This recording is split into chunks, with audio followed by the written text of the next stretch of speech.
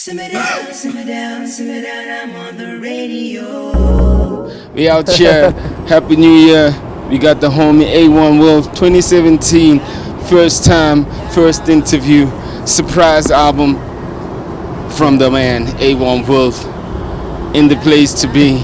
Yeah. Always acting like he got nothing to say, but he's saying much on the album. What's up, man, G? I'm good, man. And you? Happy New Year to you. Compliments. Yes, sir. Now, firstly, you call your album MURAL, most underrated album. Listen. Yeah. Why are you going just plug some bad comment just straight off the bat?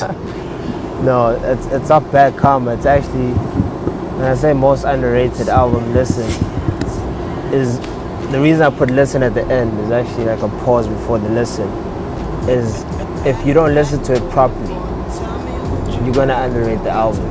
And I know in this day and age, people don't have the attention spans these days to listen to a long album because it's 21 tracks. Yeah, is it? It's 21 tracks, yeah. Man, I just listened because I just got it like literally 2 hours ago. Yeah. You know? Shit, I listened to it, I repeated it. I was playing like when you're hearing me now on my headphones, it was playing for the second time, you know? Thanks. that's good to know. I never even felt it was 21 songs. Yeah, so that's a good thing. That means the album is not as better than I thought. No, but it's a matter of like, that was the main reason I called it most underrated, because just, you know, as a comment towards people, the way they listen to music these days, the way people embrace albums these days, it's not the same. Like, everyone wants to make sure the albums, which makes sense, not a bad thing. It's just that, you know, like, people need to take time and listen to hear things, and this album's got levels to it as well, which is like another story. But there's many levels to the album, like in terms of how to listen to it and how to embrace it. The last song you said like you recorded it 4 years ago. How long have you been recording this album? It's been 4 years working on this album.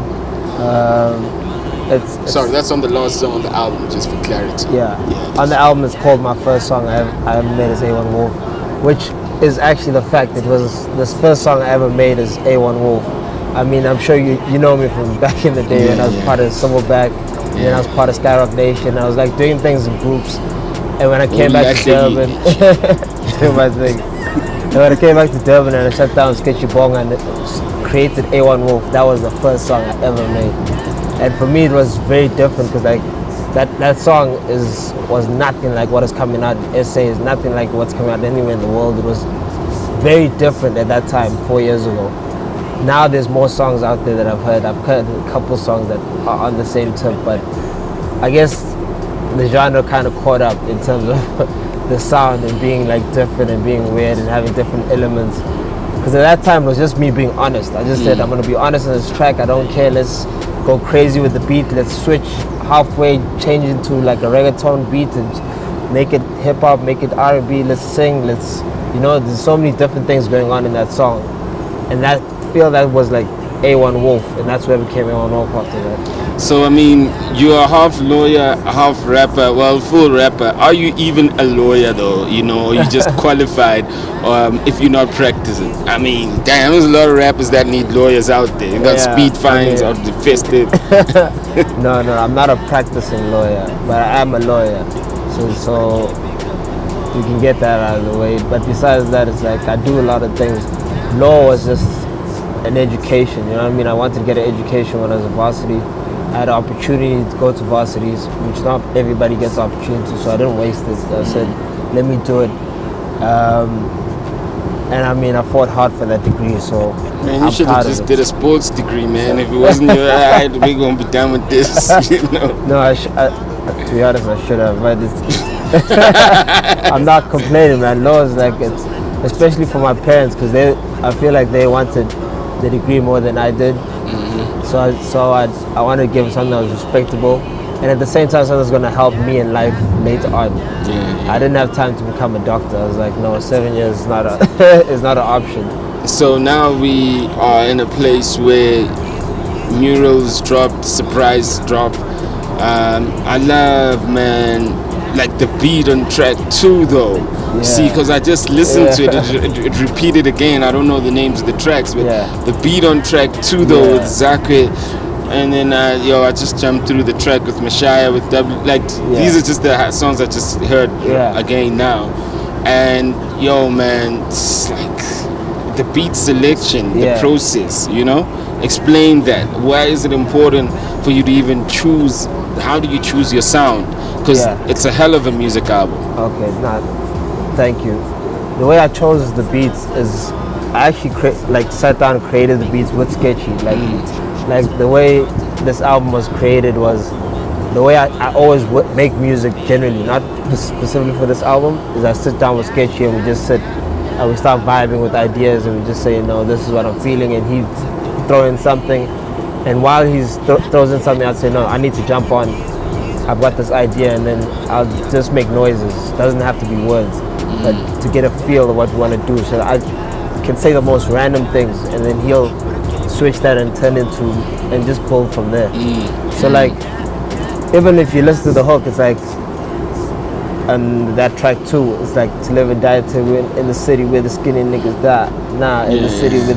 That was literally just me freestyling on top of the beat, and it was like, it just felt right on the song. And then Sketchy pulled on it, and it's like, no, this is becoming like a hip hop classic type joint. Very hip hop. I literally listened to it and I said, yo, I just want to rap on this beat. You know, it just made it like, it's like the layers on it. You know, I mean, it's musical, but like the layers on it are just crazy. It made me. I was sitting, like having lunch, and I was sitting on my own because I'm a loner, and like it was hitting me, man. I could feel the tears kind of like damn, you know. But now, I mean, Aewon Wolf, Durban, everybody knows the story. What do you want? How do you want people to view you? Because you've been desperately trying to get this album out, you know what I mean? But you've been holding it. What do you want people to take from the album? To be honest, I want people to just figure out who Aewon Wolf is, because like I feel like for the longest time right now they haven't known who I am, because I've been all over the place in terms of the releases and the singles on purpose, in terms of I always wanted to say this album and understand that I want people to understand that the music is about music, and it's about not being labeled into a genre or titled as this type of artist. You're a trap artist, you're a pop artist, or you're whatever. I want people to understand that I'm about music, and I love the musicality of music, like the actual, just, you know, the expression, just the art form of it. So I don't want to get concerned with labels. So if anybody can take anything from this album, is to take that, is just enjoying music for what it is, and not, stop trying to put labels or trying to put like a definition on it, because like it's like trying to define God. That's when it gets complicated. Everyone's got their own version of what it is, you know what I mean? But it is. So you can't give it a definition. Let me ask you a basic question, right? I mean, so you always got the same face, right? The same face. Do you ever smile, and not just like but like raising your eyebrows type of smile, like you know, type thing? I was just wondering, you know, shit. Even when you do it, it's like nothing moved. Guys, like you were born serious, like, you know, the non-crying baby, like okay, welcome to Earth. Oh, funny you say that, because when I was a kid, they said I never smiled. Like that was me growing up. But I'm a happy child. Like I'm happy. Like it's not. I just don't. You haven't trained yourself to. It's like your Lord. It's like your law. You're not practicing law, but you got there, it. You like you are happy, but you are not smiling. You're not practicing smiling. Damn, you totally complex. So you have the most interesting. You see, now I know that you're saying that you want people to know who you are, but I also feel that like you've also you've been through a lot. You know, you like the perfect example of it takes years and years and years and years to make it. I remember when we were doing our thing, you were still out there trying to break. You know, how many years have you been trying to get out there? I can't put a number on it, but I think it's about 10 years, over 10 years. It's been over 10 years. Just trying to, but I've been trying like, for over 10 years, but I focused on actually trying to make it proper when I finished my degree. So you can say that's 5 years, because I finished my degree 5 years ago. when did you go, okay, I'm not stopping, there's hope for me? Because even when you're trying it on the side, you're with Silverback, you were with JR or whatever that was called, you were just everywhere, you know what I mean? You were Tabiso for a minute, with Silverback, Cash Time Tabiso. When was the time you could have just said this thing doesn't work, I'm gonna go do low? I can tell you the truth. The day I decided to like pursue this full time and not give up on it ever was the day you actually like my shit. Like, really? You are my idol. Like, you the only. Damn! I was your idol. Like, no, you literally. When you were the idol. no, you still are my idol, but like in a different form. I was talking about like in terms of music. Yeah. Like, you were my favorite rapper. Yeah. You were my favorite, like, in terms of moves you're making, like everything. Like, I used to watch you on TV and be like, this guy is just a genius. And I listened to your interviews in Squatter Camp, and for some reason, I always used to identify with you in the group as opposed to everyone else. Yeah. Even though they're like my boys used to be like fans of Nemza and whatever the other guys. But I was always had their favorite. You know what I mean? But I was the one always advocating like Slicker. And then one day I got to actually work with you, and I was like, you know what? I'm never gonna give up.